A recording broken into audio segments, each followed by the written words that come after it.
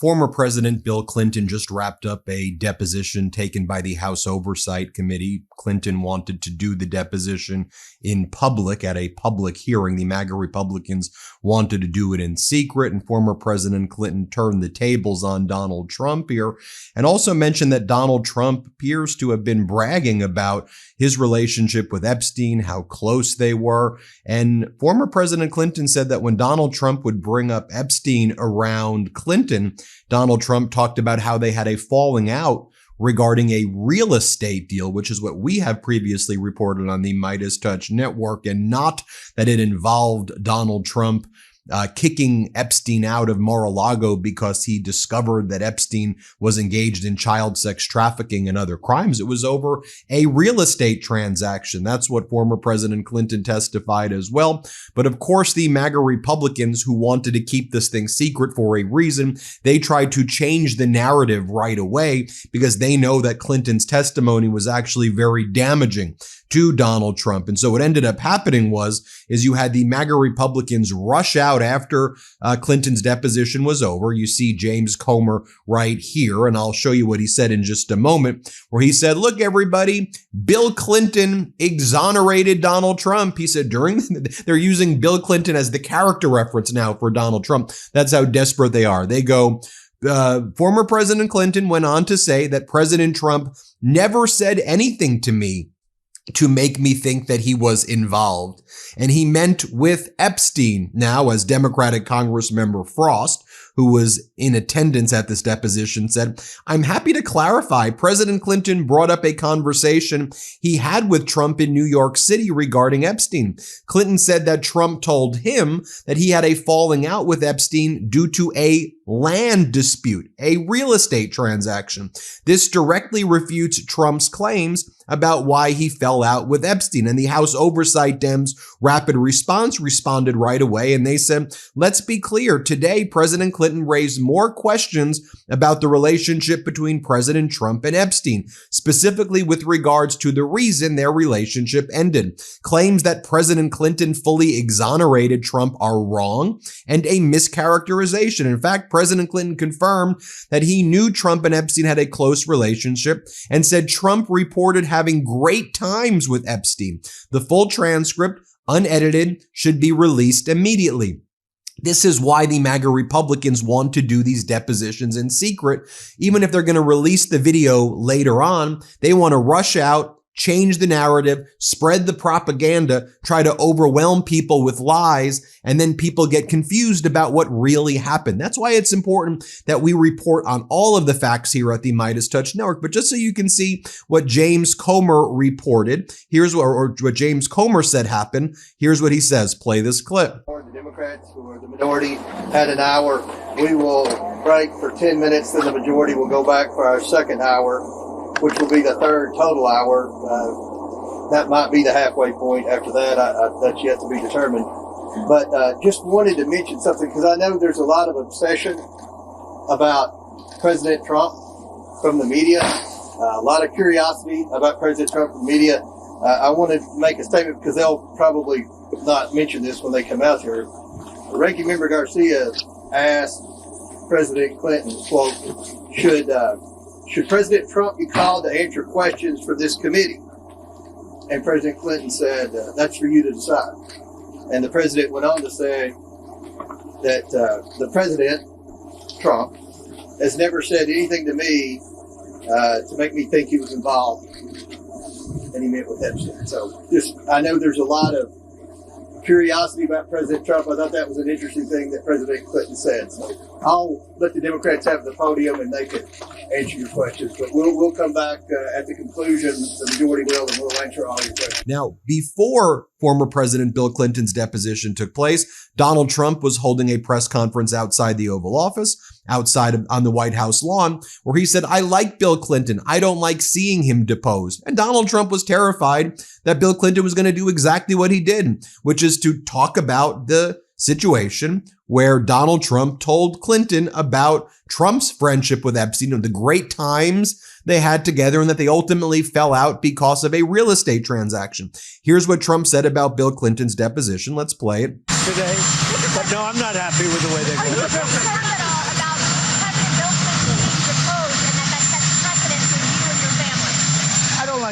deposed, but, they certainly went after me a lot more than that. I don't like this. And here's where Donald Trump claimed that he was fully exonerated by the Epstein files, which he's not. Play this clip. I don't know anything about the Epstein files. I've been fully exonerated. And then he says Howard Lutnick is innocent of everything. Let's play this clip. Howard Lutnick. What's your reaction to that? Well, Howard would go in and do whatever he has to say. He's a very innocent guy. He's doing a good job. Now, Democrats after former President Clinton's deposition ended, they went outside and held a press conference. We heard from Democratic Congresswoman Stansberry. Here's what she had to say. To today's deposition, I want to be clear at the outset that President Clinton, as of today, has not been accused of a crime. There are not public files available that accuse him of a crime, whereas there are publicly available documents that do allege a crime of President Trump. But it is very well established that President Clinton had a relationship with Jeffrey Epstein and Ghislaine Maxwell, and we are treating this investigation extraordinarily seriously. And when you see the recorded deposition, you will see that we asked all of the hard questions centering the survivors, making sure that we get to the bottom of where there are discrepancies in the record, and understanding how not only the crimes that Jeffrey Epstein committed could go on, but why there was a culture that surrounded him wherein the rich and powerful turned a blind eye. Here is what Congressmember Garcia said to Donald Trump. You got to man up and show up and you be deposed. President Trump needs to man up, get in front of this committee, and answer the questions and stop calling this investigation a hoax. And we've got to go in. Thank you all very much. More from Congressmember Garcia here. Republicans have now set a new precedent, which is to bring in presidents and former presidents to testify. So we're once again going to make that call that we did yesterday. We are now asking and demanding that President Trump officially come in and testify in front of the Oversight Committee. He appears in the Epstein files next to Jeffrey Epstein and Ghislaine Maxwell almost more than anybody else. So it's time for the president to answer questions about why files are missing from the DOJ, why there's been a White House cover-up, and why we continue in that administration to call this investigation a hoax. And finally, I'll review the call that we made yesterday that we are demanding again that the press and the public be allowed inside the depositions so that you can hear the answers and the questions directly. And if that's not going to happen, they need to release a full, unedited review of the questions and video within 24 hours of the end of these depositions. That means that the Secretary Clinton deposition needs to be released immediately today. And then state regime media, which calls itself Fox News, they propaganda in high gear, and they said Donald Trump never went on Epstein's jet. It was only Bill Clinton. And that's why Bill Clinton has to be deposed, but Trump shouldn't. Trump's never been on the jet. Here, play this clip. I don't know what it is, but I would like to hear from her. I would note that Donald Trump was not on the plane, so putting him in the same pool as Bill Clinton, who was on the plane, I think it was. But he's mentioned, Kayleigh, all of, so ask him the question. However, and I would like not just why lie, but the most egregious lie. Like we know that Trump was on that plane multiple times, perhaps dozens of times. Here's an email from the Epstein files, January 7th, 2020, from the federal prosecutors to each other. Here's what they write. These are the federal prosecutors emailing other federal prosecutors.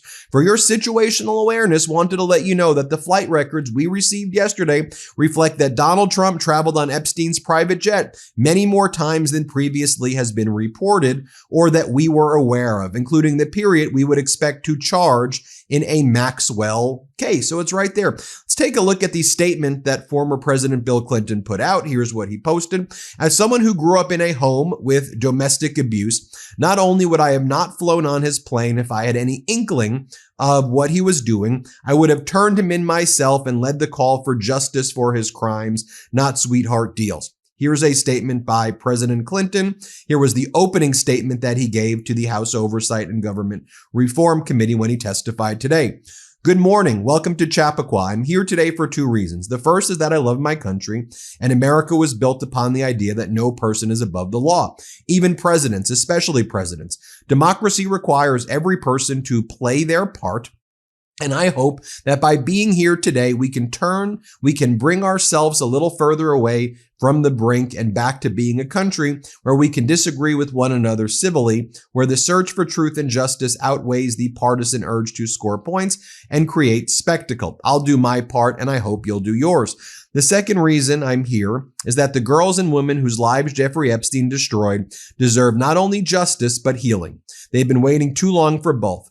Though my brief acquaintance with Epstein ended years before his crimes came to light, and though I never witnessed during our limited interactions any indication of what was truly going on, I am here to offer what little I know so that it might prevent anything like this from ever happening again. But before we start, I have to get personal. You made Hillary come in. She had nothing to do with Jeffrey Epstein, nothing. She has no memory of even meeting him. She neither traveled with him nor visited any of his properties. Whether you subpoenaed 10 people or 10,000, including her, was simply not right. We began this hearing with me raising my hand and taking an oath to tell the truth. But everyone has a responsibility to be honest with those they represent, whether you raised your right hand or not. Each and every one of us owes nothing less than the truth and accuracy to the American people. Now, let me say what you're going to hear from me. First, I had no idea of what crimes Epstein was committing, no matter how many photos you show me. I have two things that at the end of the day matter more than your interpretation of those 20-year-old photos. I know what I saw, and more importantly, what I didn't see. I know what I did, and more importantly, what I didn't do. I saw nothing and I did nothing wrong. As someone who grew up in a home with domestic abuse, not only would I not have flown on his plane if I had any inkling of what he was doing, I would have turned him in myself and led the call for justice for his crimes, not sweetheart deals. But even with my 20/20 hindsight, I saw nothing that ever gave me pause. We are only here because he hid it from everyone so well for so long. And by the time it came to light with his 2008 guilty plea, I had long stopped associating with him. You'll often hear me say that I don't recall. That might be unsatisfying, but I'm not going to say something I'm not sure of. This was all a long time ago, and I'm bound by my oath not to speculate or to guess. This is not merely for my benefit, but because it doesn't help you for me to play detective 24 years later. Since I am under oath, I will not falsely state that I am looking forward to your questions, but I am ready to answer them to the best of my abilities, consistent with the facts as I know them, the legitimate, logical, even the outlandish. With that, Mr. Chairman, fire away. And just two more things I want to point out. One, here's what Democratic Congressmember Subramanian said when he was leaving the deposition. Let's play it. I think generally it was pretty respectful. We all called him Mr. President. The exchanges were respectful. Certainly there was uncomfortable questions for him, but he handled that pretty well. And he has not taken the Fifth Amendment so far, and I don't think he will. You still think around 6 o'clock? I think so. Would you say it was more respectful than yesterday? I would say it was more respectful than yesterday. Yeah. Thank you.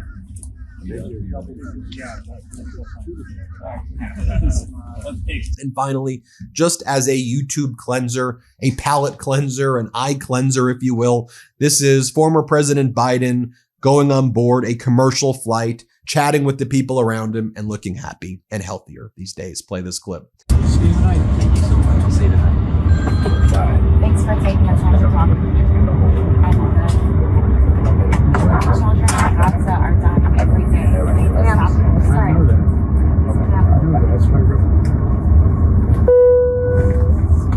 Thanks for watching, everybody. Hit subscribe. Let's get to 7 million subscribers. Want to stay plugged in? Become a subscriber to our Substack at MeidasPlus.com. You'll get daily recaps from Ron Filipkowski, ad-free episodes of our podcast, and more exclusive content only available at MeidasPlus.com.